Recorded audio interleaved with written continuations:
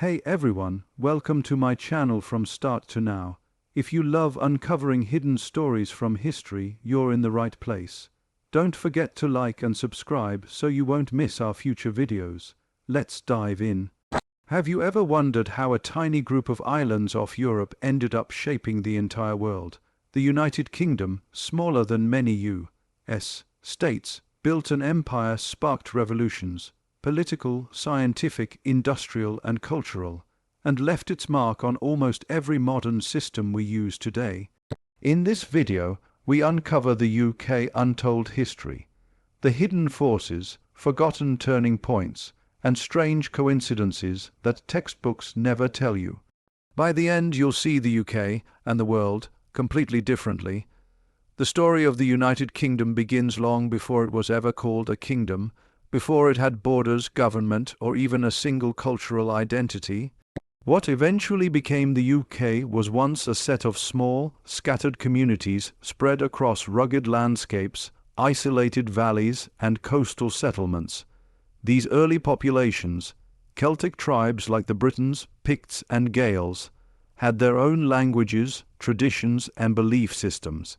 They weren't unified, and they didn't see themselves as part of the same world. But even in these earliest chapters, the seeds of reinvention were already there. Each tribe adapted to its environment, learned from neighboring cultures, absorbed new techniques, and constantly shifted as outside pressures appeared. When the Romans arrived, they brought new roads, architecture, religion, and governance. But what's most fascinating is not the Roman presence itself, it's what happened after they withdrew. Instead of collapsing permanently, the people living in Britain took what the Romans had left, roads, forts, administrative designs, and rebuilt their own society on top of it. This was the first major reinvention, happening centuries before England, Scotland, Wales, or Ireland existed as we know them. With the arrival of Germanic tribes like the Angles, Saxons, and Jutes, the island changed again. These newcomers didn't simply take over, they blended with the local population. Cultures mixed, languages merged, and new kingdoms formed.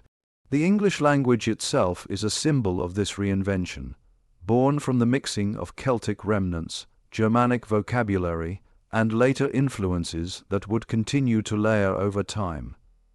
As these kingdoms grew, alliances shifted constantly. New identities emerged. People no longer saw themselves as isolated tribes, but as members of larger nations like Wessex, Mercia, and Northumbria. This period was chaotic, violent, unpredictable, and yet it pushed the island closer to what would become the idea of England.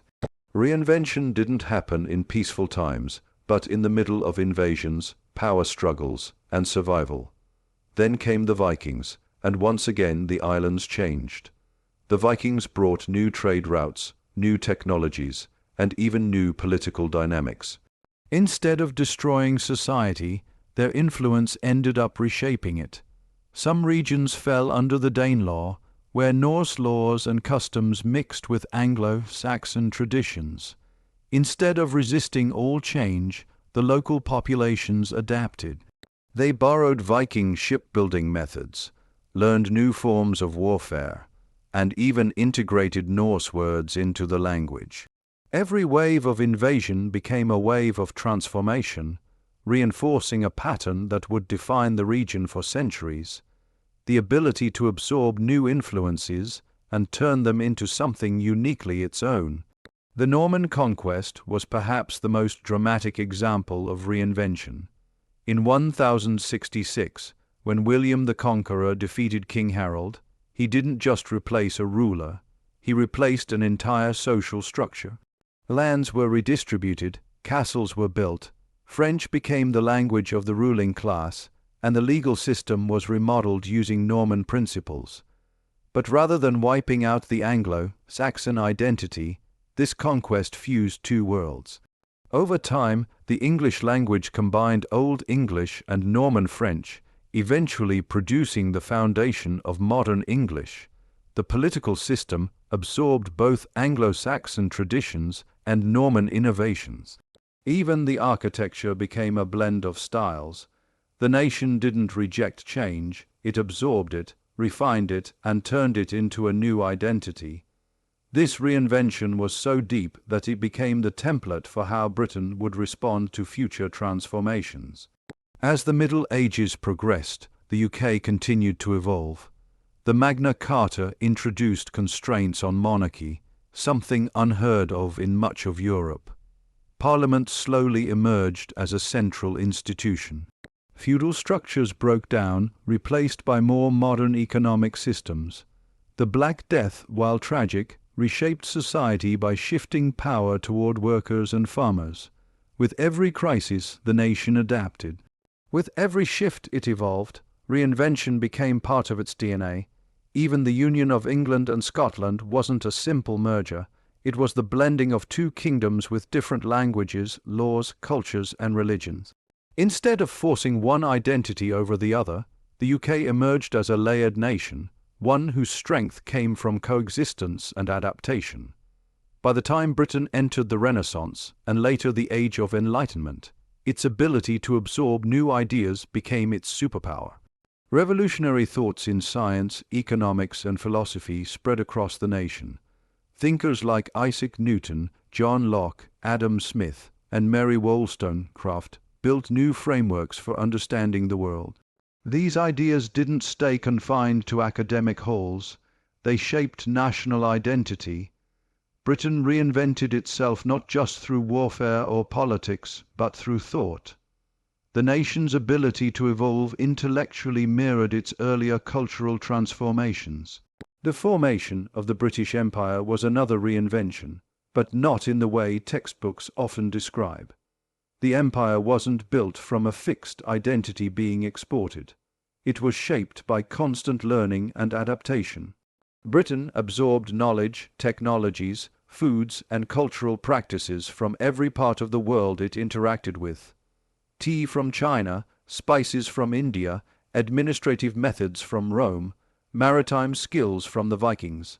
Every influence reshaped the nation. The British identity became a patchwork of global experiences, yet the country presented it as a unified whole. Its ability to absorb, reorganize, and redefine itself allowed it to navigate centuries of global change. Even when the empire began to decline, reinvention continued. Britain transitioned from being a military empire to becoming a cultural and intellectual force. The nation's global influence shifted from territorial control to creativity, science, literature, and diplomacy. Modern Britain is shaped by immigration, global communication, evolving politics, and cultural fusion. The identity of the UK today is not the identity of 100 years ago, 500 years ago, or 10 years ago. Each era layered new elements onto the old ones, creating a nation that survives, not by staying the same, but by constantly rebuilding itself.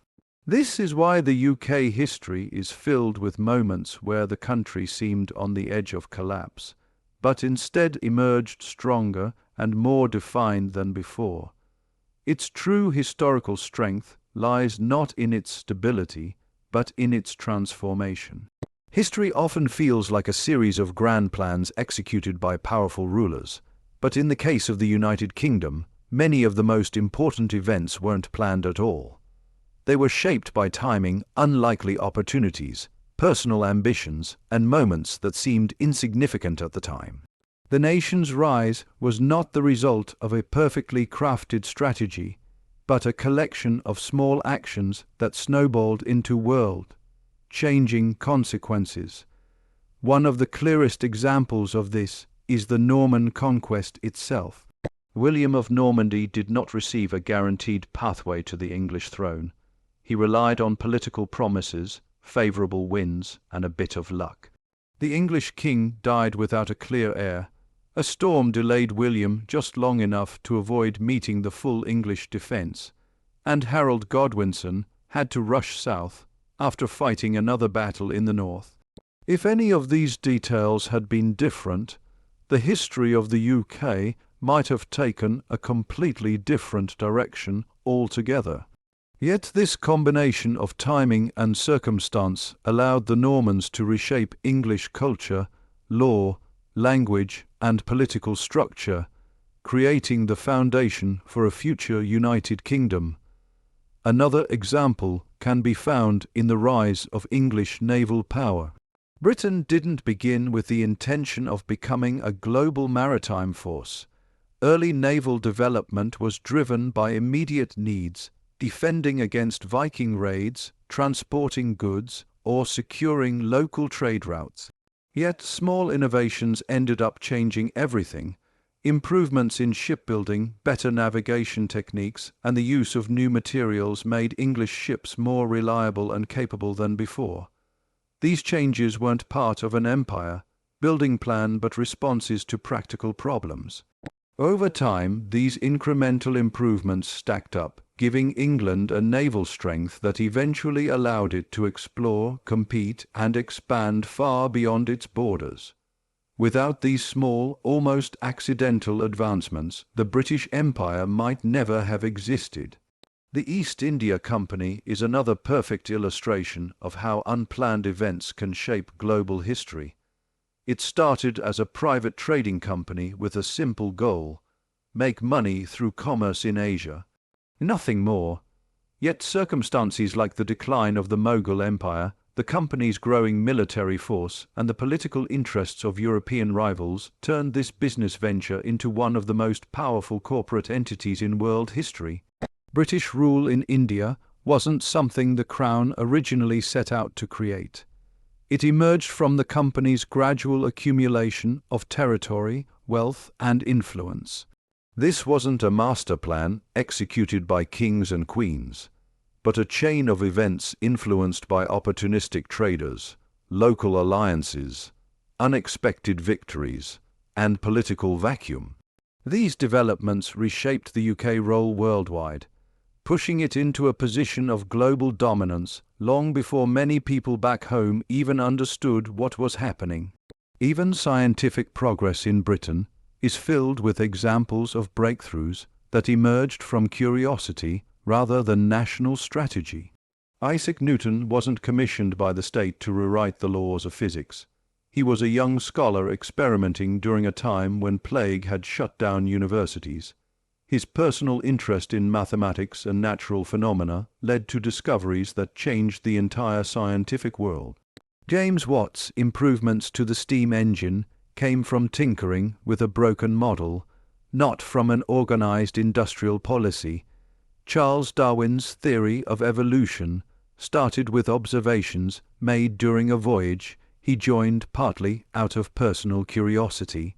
Adam Smith wrote about economics not because anyone asked him to, but because he wanted to understand why certain nations prospered. These individual actions, driven by curiosity and circumstance, transformed global understanding and helped shape the modern world. None of them were part of a grand British plan, yet they became pillars of the nation's legacy.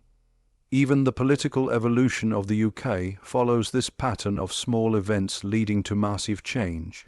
The Magna Carta wasn't designed to be a democratic document. It was a peace treaty between a king and rebellious nobles. But over time, its principles expanded far beyond their original intention, influencing ideas of rights, laws, and governance around the world.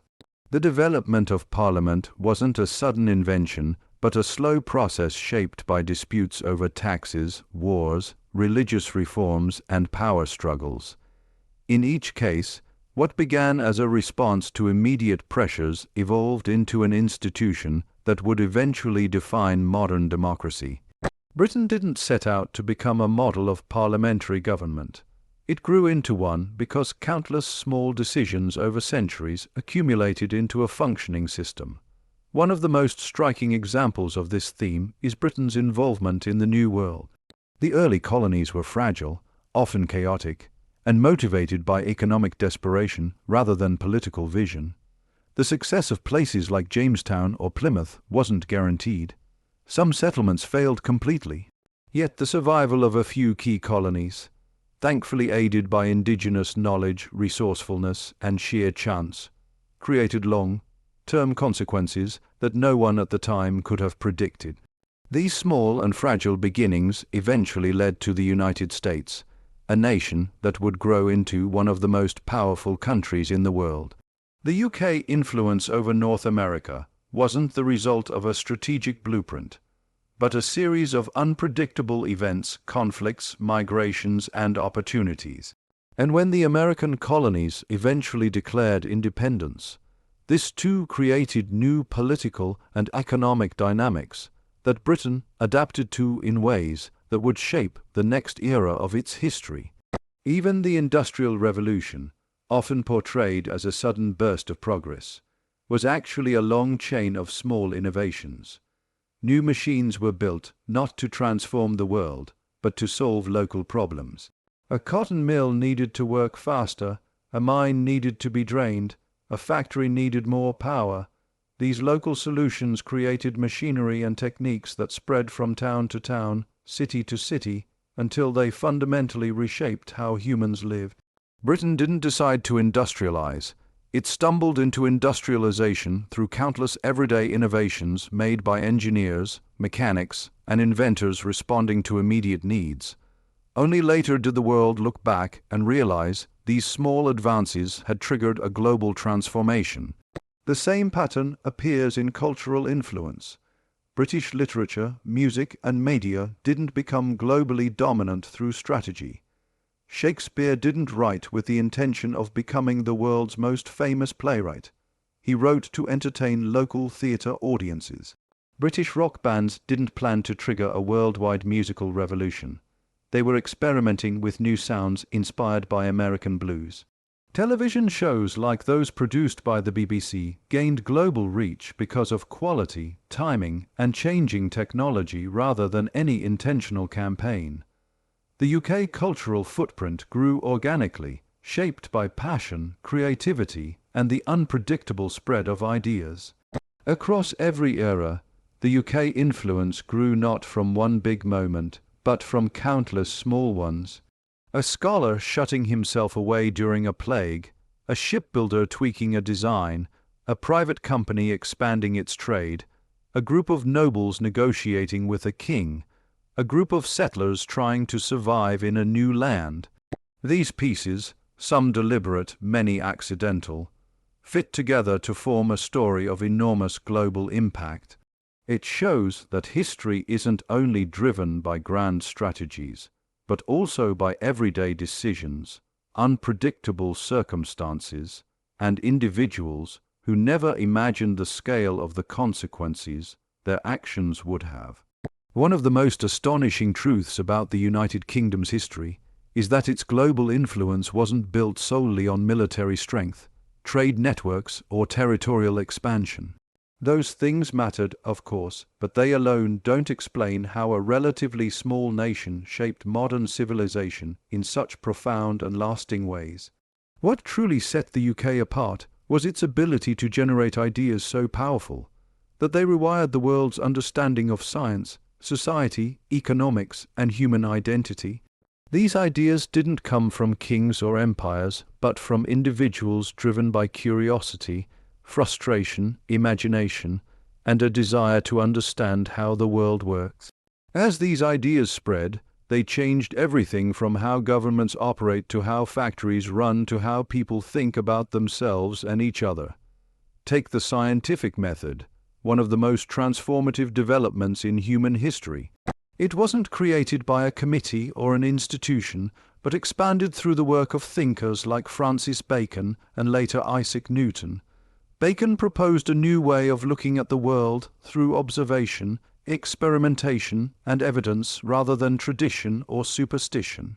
Newton then took this framework and applied it with extraordinary precision, revealing laws of motion, gravity, and light.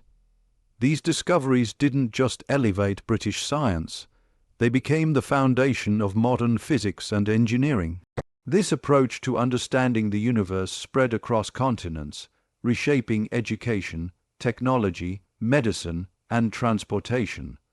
The ripple effects of these scientific ideas are so vast that it's difficult to imagine a modern world without them. The UK also played a central role in developing modern economics. Adam Smith, writing in the 18th century, didn't intend to create a global economic doctrine. He was trying to understand why some nations prospered and others struggled. His observations about free markets, specialization, competition, and the invisible hand became the backbone of modern capitalism. Whether people agree with his ideas or critique them, the basic structure of today's global economy is built on principles he identified.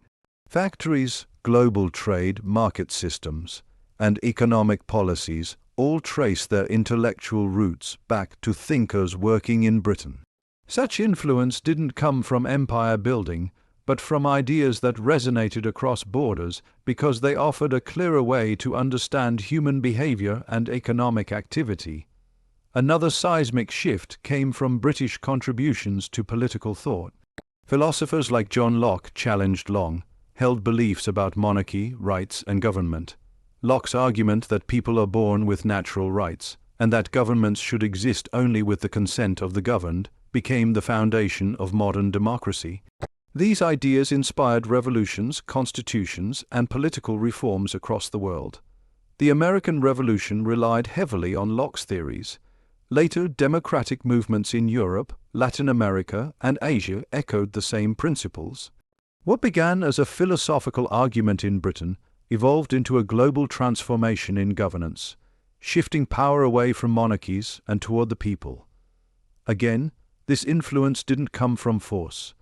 It came from the strength of ideas that resonated with universal human aspirations. The UK also revolutionized social thought, particularly through early feminist philosophy. Mary Wollstonecraft's work, A Vindication of the Rights of Woman, argued boldly for gender equality at a time when such a concept was considered radical. Her ideas challenged the structures of society, education, and marriage, laying the groundwork for future feminist movements across the world. While she didn't see the full impact of her ideas in her lifetime, her writing sparked intellectual fires that continued to spread over the next 2 centuries. The push for women's rights, voting rights, education, and equality can be traced back to thinkers like her who dared to question norms in a society that was not ready to hear such ideas. Once again, Britain's influence grew not through force but through thought that transcended borders. Perhaps one of the most world-changing ideas to emerge from the UK came from Charles Darwin. His theory of evolution by natural selection reshaped biology, anthropology, medicine, and even philosophy. It altered how humanity understood its place in the natural world. Darwin wasn't trying to provoke global controversy. He was carefully recording observations from his travels and following evidence where it led. But his conclusions transformed scientific study and helped create modern biology.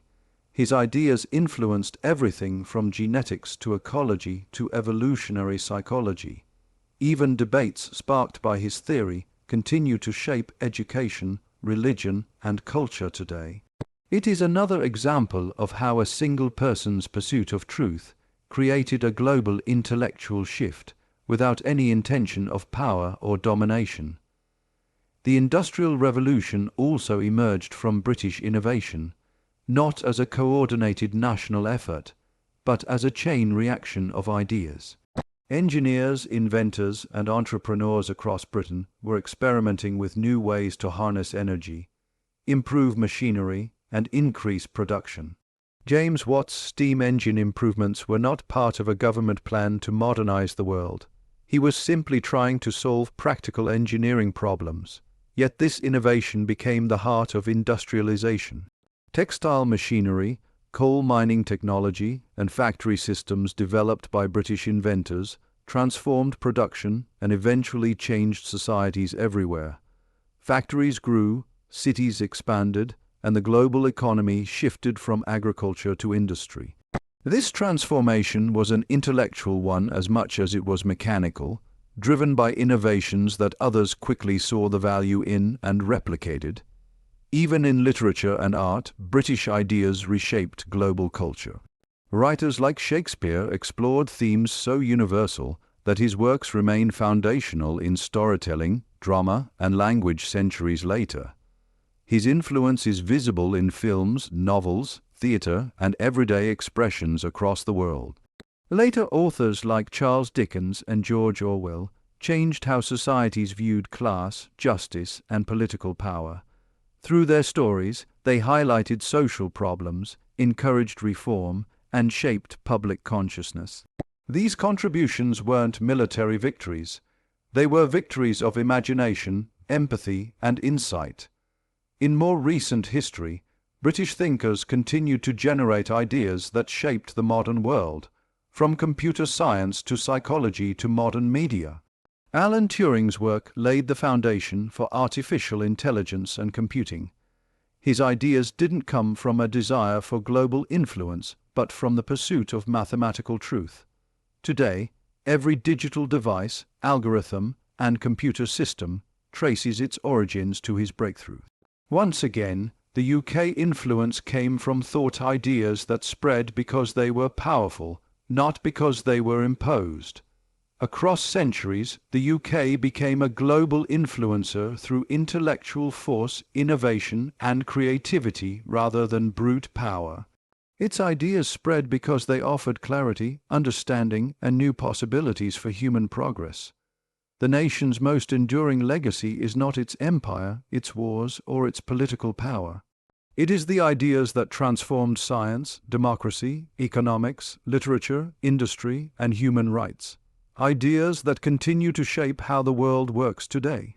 The Industrial Revolution marked one of the most transformative periods in the shared history between the United Kingdom and the United States, reshaping not only how people worked, but how they lived, interacted, and envisioned the future. When the UK became the birthplace of industrialization in the late 18th century, it set into motion a chain reaction that would cross the Atlantic and take root in the rapidly growing American colonies and later the United States. This exchange did not happen overnight, nor was it accidental. It emerged through a mixture of economic necessity, intellectual curiosity, political decisions, migration patterns, and a shared cultural foundation that made the transfer of ideas almost inevitable. British factories, inventions, and methods of mass production revolutionized labor, agriculture, and transportation in ways that captured American interest, and soon the U.S. began adapting, improving, and expanding upon those innovations, creating a powerful cycle of growth that tied the two nations even closer together. In Britain, early industrialization changed everything. Inventions like James Watt's improved steam engine, mechanized textile mills, and coal-powered machinery created a new kind of society, one that depended on factories instead of farms and on mass production instead of handcrafted goods. American visitors, merchants, and intellectuals saw what was happening in British cities like Manchester, Liverpool, and Birmingham, and realized that an industrial future was not just possible but essential if the United States wanted to compete on a global scale. Yet Britain tightly guarded its industrial secrets, passing laws to prevent skilled workers and machine designs from leaving the country. Despite this, people and ideas still found their way across the ocean. The story of Samuel Slater, often called the father of the American Industrial Revolution, is a famous example. Slater, a British textile worker, memorized the designs of machines in British factories and emigrated to America, where he built the first successful U.S. textile mill based on what he had learned in the UK. This was a turning point, and from that moment onward, the flow of industrial knowledge from Britain to America became unstoppable. The bond formed through industrialization was not just technological. It created new economic networks and strengthened old ones. Britain became America's most important trading partner for manufactured goods, and America supplied the raw materials, cotton, timber, tobacco, and later oil, needed to keep British industry running. This economic interdependence made it nearly impossible for the two nations to ignore each other's development. Even when political tensions rose, such as during trade disputes or conflicts over tariffs, the economic relationship rooted in industrial exchange kept pulling them back into cooperation. Factories in both nations began producing similar goods, relying on similar technologies and facing similar social challenges such as urban overcrowding, changing labor conditions, and the rise of industrial capitalism. Workers in Manchester and workers in Boston felt many of the same pressures, lived in similar industrial towns, and even organized in similar ways as labor movements emerged in both countries. Beyond economics and technology, the Industrial Revolution reshaped the cultural connection between the UK and the USA. Newspapers, books, and public lectures spread industrial ideas faster than ever before. British scientists, engineers, and philosophers became household names in America, influencing the country's educational systems and inspiring generations of inventors. In return, American innovators like Thomas Edison and Eli Whitney became well known in Britain, admired for their willingness to experiment and push boundaries. The two nations entered a kind of friendly rivalry, each one trying to out-invent the other while also learning from one another's successes and mistakes. This created a shared industrial culture that celebrated progress, efficiency, engineering breakthroughs, and the belief that technology could shape society for the better. Industrialization also accelerated migration between the two countries. Millions of British workers, especially from Scotland, Ireland, and Northern England, migrated to the United States in search of better opportunities. They brought not only their labor but their skills, languages, values, and industrial knowledge. Many became builders of America's growing infrastructure, railroads, bridges, factories, shipyards, and their influence helped shape the American workforce.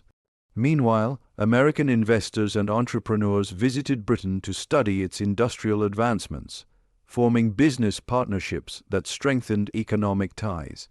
This exchange of people created deep social connections between families across the Atlantic, reinforcing a sense of shared heritage and shared progress. Transportation revolutions like the steamship and the railroad further strengthened the link. Steamships made travel between the UK and the United States faster and more reliable, increasing the flow of goods and immigrants. Railroads, heavily influenced by British engineering, transformed the American landscape and connected distant regions of the country. British locomotives, rail designs, and construction methods were used widely in the United States, and American railroad companies later developed innovations that British engineers studied in return. This two-way flow of technology created infrastructure networks that still shape both countries today. Industrialization also influenced political ideologies on both sides of the Atlantic. As factories expanded and cities grew, governments in both nations faced new questions: how to regulate labor, how to protect workers, how to manage economic inequality, and how to balance industrial progress with human rights. Debates about child labor, working hours, safety regulations, and the rights of factory workers unfolded in both nations, often inspired by the same philosophical ideas and social movements. British intellectuals who wrote about industrial society, such as Charles Dickens and John Stuart Mill, were widely read in the U.S., shaping American attitudes toward social reform. Likewise, American writings about innovation, productivity, and capitalism influenced British thinkers who were trying to understand how industrialization was transforming society. As the 19th century progressed, the U.S. began surpassing Britain in industrial output, yet the connection between the two countries only deepened. Instead of weakening the relationship, America's rise reinforced the idea that both nations shared a technological destiny. British factories supplied the world with manufactured goods, and American factories supplied the world with mass-produced innovations. creating a global industrial culture rooted in Anglo-American cooperation. Their rivalry remained friendly, driven more by mutual respect than hostility, and when global conflicts emerged in the 20th century, their industrial strength combined to form one of the most powerful alliances in history. The Industrial Revolution, therefore, was not just a period of economic transformation. It was one of the strongest forces linking the UK and the United States. It created shared technologies, shared industries, shared challenges, and shared values that shaped both nations for centuries. Without this industrial connection, the modern relationship between the UK and the USA would look entirely different, and the world shaped by their combined power might never have existed. The modern alliance between the United Kingdom and the United States stands as one of the most influential and enduring partnerships in global history, built not only on shared cultural roots and centuries of economic exchange, but on a strategic cooperation that has shaped the world's political order. As the 20th century unfolded, with two world wars, the rise and fall of empires, ideological clashes, and rapid technological change, the connection between the UK and the USA evolved from historical familiarity into a powerful, coordinated alliance. This relationship emerged through necessity but grew through mutual trust, shared values, and the recognition that their futures were intertwined. The phrase "special relationship" was not just a diplomatic slogan. It reflected a genuine bond built through collective sacrifice, global leadership, and continuous collaboration in defense, intelligence, economics, and culture. This partnership became so influential that it helped define the geopolitical structure of the modern world, affecting everything from the outcomes of wars to international laws, technological advancements, and the shape of global institutions. The First World War marked a turning point where the connection between the UK and the USA took on new significance. Britain, heavily strained by years of conflict, depended on American supplies, loans, and eventually military support. When the United States entered the war in 1917, it symbolized a shift in global power dynamics, with the two nations fighting side by side for the first time in a global conflict. This cooperation laid the foundation for deeper trust. The war demonstrated that despite different political systems and separate national interests, both nations shared similar principles: belief in democracy, rule of law, and global stability. Although the US returned to isolationism afterward, the sense of partnership lingered, setting the stage for an even more profound alliance during the next global crisis. World War II cemented the UK-US alliance in a way that reshaped the world permanently. When Britain stood nearly alone against Nazi Germany in the early years of the war, the United States, though officially neutral at first, began providing support through the Lend-Lease Act, sending weapons, food, and materials that kept Britain in the fight.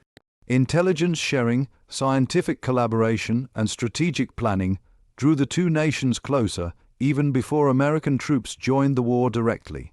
When the United States entered the conflict after Pearl Harbor, British and American forces fought together in Europe, North Africa, and the Pacific, forming joint commands, sharing military strategies, and relying on each other's strengths. Leaders like Winston Churchill and Franklin D. Roosevelt developed a personal friendship that mirrored the growing unity between their countries. Together, they articulated goals for the post-war world in documents like the Atlantic Charter, laying the groundwork for the United Nations and promoting ideals of self-determination, collective security, and international cooperation. This wartime collaboration did more than defeat fascism.